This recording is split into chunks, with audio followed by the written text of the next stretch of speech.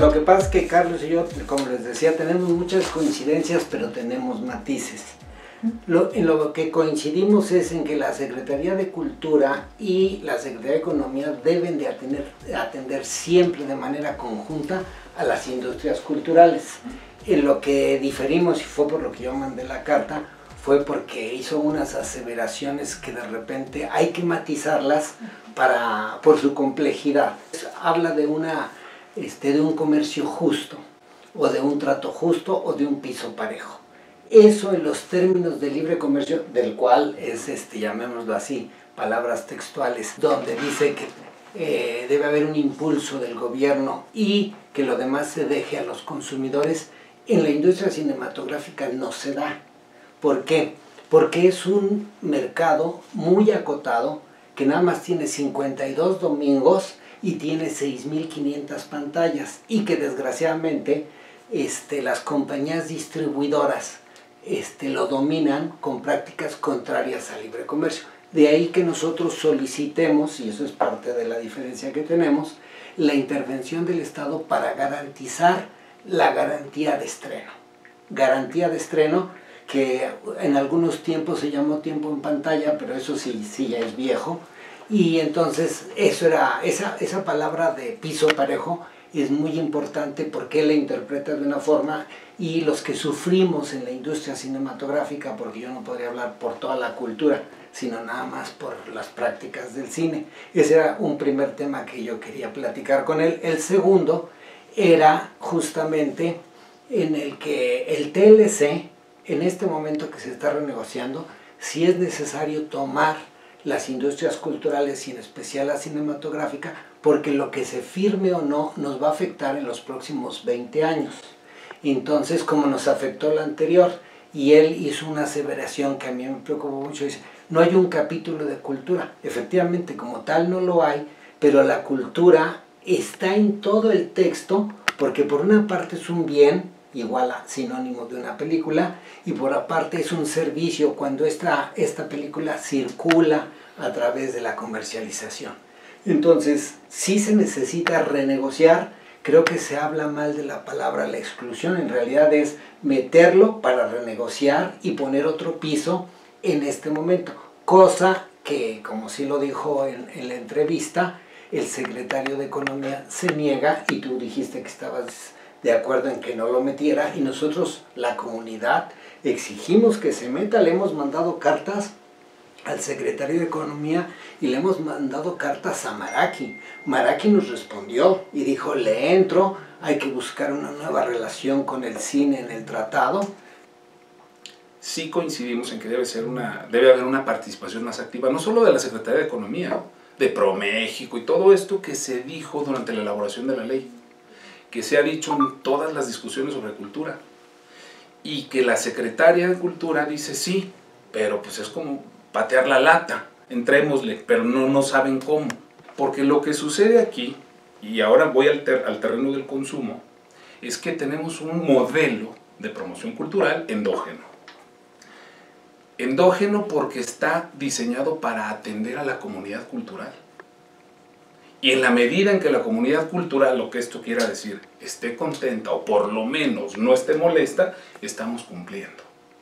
Ahora, en materia del tratado, yo coincido con el secretario de Economía en que el tema es más interno que externo. Primero porque el artículo primero de la Constitución, el nuevo artículo primero, ya lo establece así.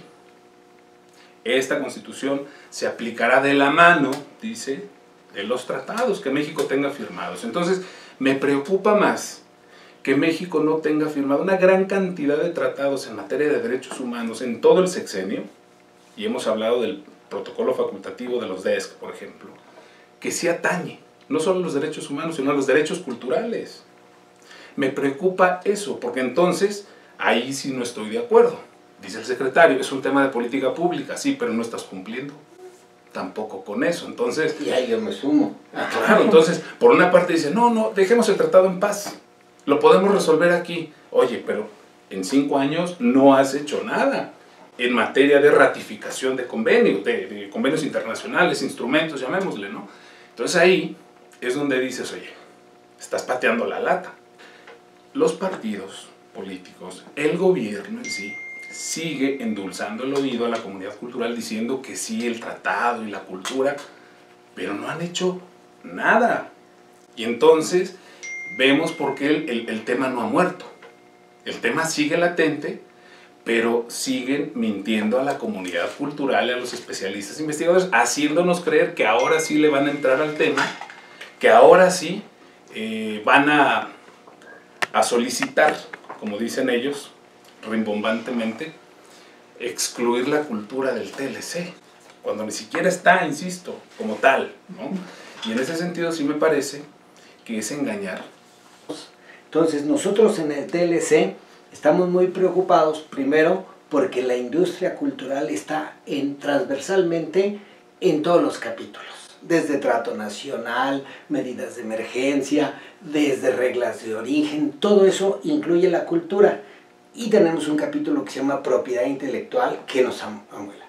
El problema, aparte de que estemos en este momento, es que aunque tengamos un buen tratado o un mal tratado, tengamos una buena ley o una mala ley, el problema es que los del Poder Ejecutivo no lo cumplen. Hay una violación sistemática a todas las leyes, y cuando hablamos de ley de cultura no nomás hay una violación, que ya están muchas cosas puestas ahí. El problema es que no están armonizadas. Lo primero que hay que hacer en el nuevo gobierno que nos caiga es hacer una reestructuración nada más de las leyes. Tenemos una ley que es lo más ridículo del mundo de cultura, que se inventó en off. Todo lo que tenía que ser la Secretaría, pero tomada de acuerdo con otras leyes, sin definir por dentro qué tendría que ser, ¿no? Entonces hay mucho trabajo por hacer, y son dos trabajos muy fuertes. El internacional, que son obligaciones muy fuertes, y el nacional, que son obligaciones urgentes, porque en este mismo momento México está coqueteando con el TPP, porque ya Canadá dijo que sí le entra, y sin Canadá México no le entraba, pero en el TPP las condiciones de negociación son peores para México. Es una renuncia, ya no hablen ustedes del tema económico, es una renuncia a la soberanía política. Esa nos la impuso Estados Unidos cuando empezaron los temas del primer TPP. Cuando aceptaron a México le dijeron, punto número 1, tú aceptas lo que ya tenemos negociado. Punto número 2, si hay un tema que nos convenga a Japón y a Estados Unidos, ustedes no pueden decir que no. O sea, íbamos en calidad de sirvientes. Y muchos de los alcances que están ahí, que quieren meter ahora en el TLC, tienen incidencia en la soberanía política nacional. Es como una traición a la patria. Hay cosas que se pueden impedir si nosotros aplicamos, por ejemplo, las leyes económicas. Pero ¿qué pasa? Ahí es una de las cosas que me preocupaba contigo. El secretario de Economía, Carlos Lara, y la presidenta de la Comisión Federal de Competencia Económica dicen, tenemos que competir en igualdad de circunstancias, pero esa igualdad de circunstancias pone a México en desventaja. Los norteamericanos, las empresas distribuidoras, mi bronca es con las empresas distribuidoras. Yo coincido con él cuando dice, Cinépolis es mexicana, 100% mexicana, y es una chingona. Cinemex es 100% mexicana, pero quien maneja el pandero es la distribución, la que impone los títulos y la que dice, voy a salir de 6.500 pantallas en 5.500. 13 películas al año salen de ese nivel. 26 películas salen entre 1,000 y 2,000. Con eso ya destruyeron el comercio justo y una competencia pues real. Y es ahí donde yo cuestiono la forma en que Francia y otros países están comenzando a poner impuestos de entrada. No el impuesto que deben pagar, que ahí yo estoy de acuerdo, tienen que pagar impuestos. Netflix, por ejemplo, en México, Google, todos ellos tienen que pagar impuestos. No, pero otra cosa es, exacto, deben pagar impuestos. En lo que no estoy de acuerdo es en que digan, en lugar de esto, vas a transmitir el 20% de producción europea, el caso de Francia. ¿Por qué?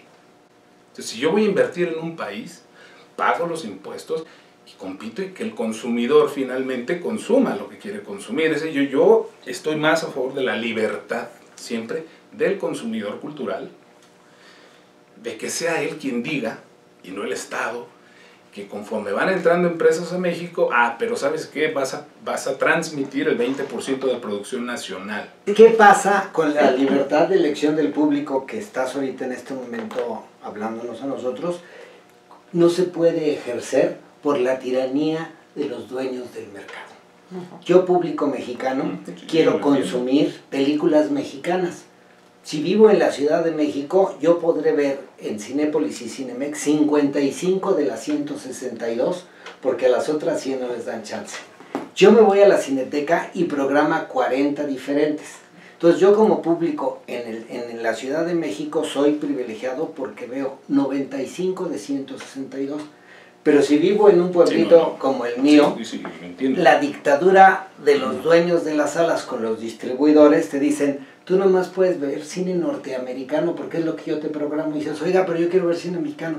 No, yo no te programo cine mexicano.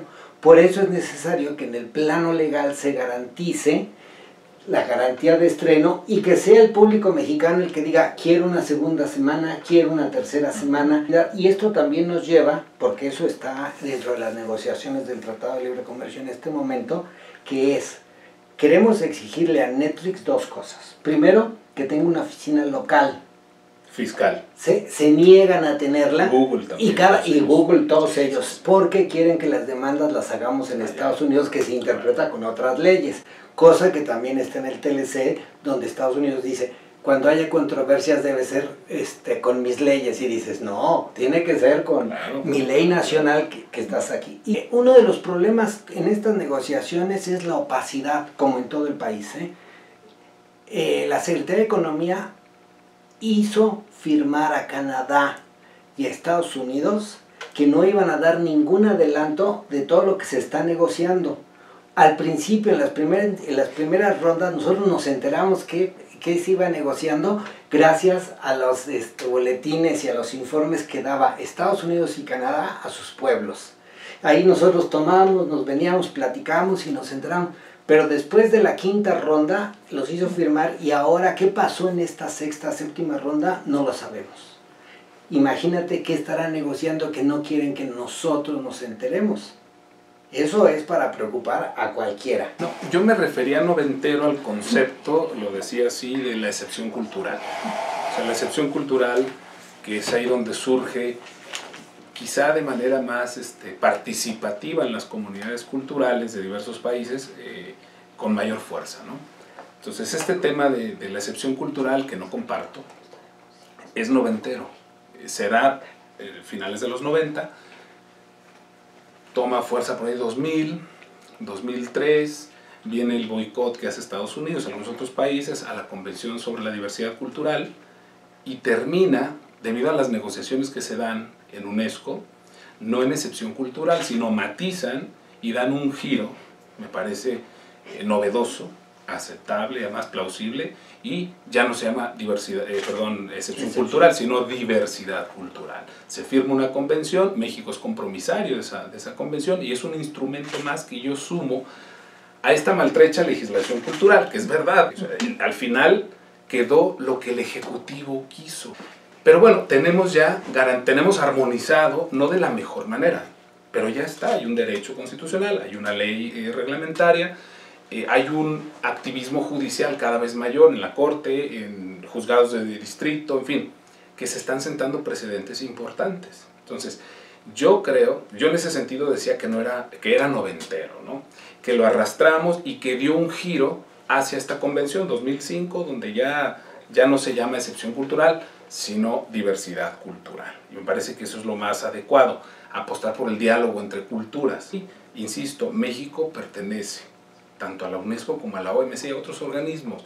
Entonces, lo que no tiene México es esta constante, digamos, relación entre dependencias, no tiene esta constante actividad de cara al exterior de hacer equipos transversales, como se requiere, ¿no?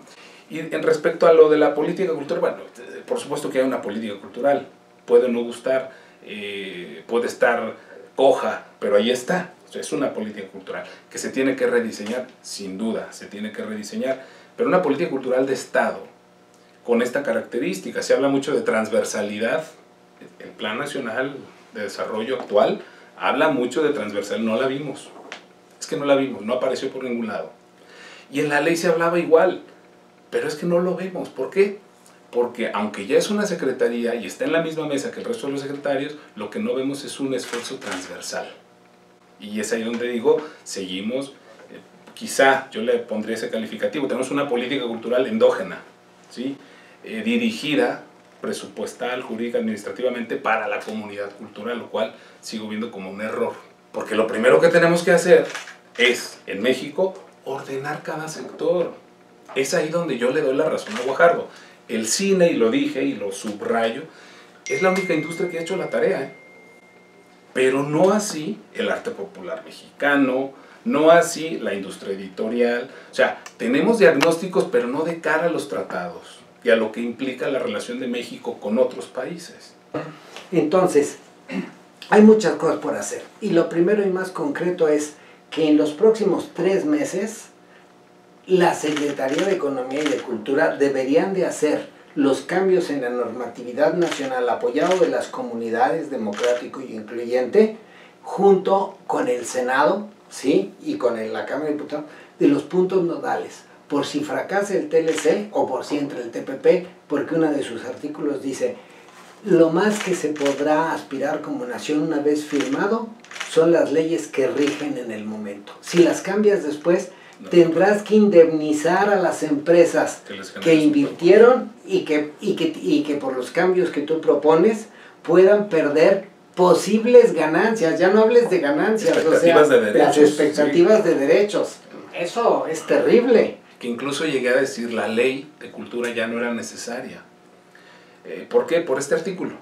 O sea, este artículo te dice, sí, la ley se va a aplicar de la mano con los tratados, pero siempre garantizando a todo mexicano la protección más amplia posible cuando se trata de derechos humanos. Y es ahí donde yo lamento que el Ejecutivo Federal ahora no haya firmado o ratificado, mejor dicho, tratados en materia de derechos humanos como este que hablamos del protocolo facultativo, ¿no? Que obliga al gobierno mexicano a hacer un informe anual del estado que guardan los derechos culturales. Ese es el otro punto. ¿Qué son las industrias culturales en México? Es la gran pregunta. A ver, y por eso me mofo yo de las diversas acepciones. Solo existen en la ley de la micro, pequeña y mediana empresa, de 2006 creo para acá, donde se incrustó en el artículo 3º de la ley, si mal no recuerdo, la categoría de empresas culturales, ¿sí? Y no corresponde propiamente a lo que conocemos en la teoría. Entonces, ahí está el primer reto de la comunidad cultural especializada en cada una de las ramas. Es decir, vamos a hacer un diagnóstico, vamos a definir qué es primero para colocarlo en un marco. Las industrias culturales están en el Tratado de Libre Comercio en el artículo 2107. O sea, ya no tenemos problemas para definiciones, están ahí. O sea, para efectos del tratado. Yo sigo insistiendo en que no todavía los funcionarios no alcanzan a medir la dimensión de todas las industrias culturales. Esto es, la Secretaría de Cultura tiene muchas obligaciones de la mano con la Secretaría de Economía.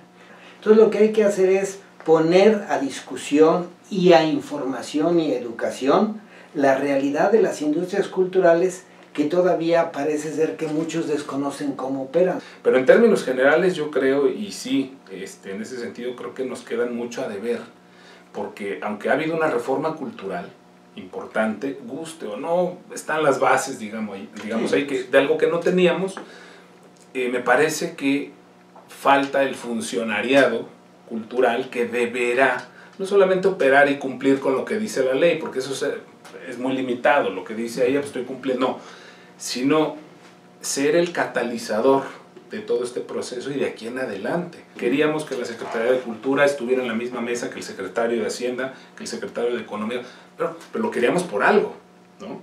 Para que ahí se sentaran las bases y se hiciera el diseño y el desarrollo y la implementación de una política cultural transversal, cosa que no estamos viendo y creo que ese es el gran reto.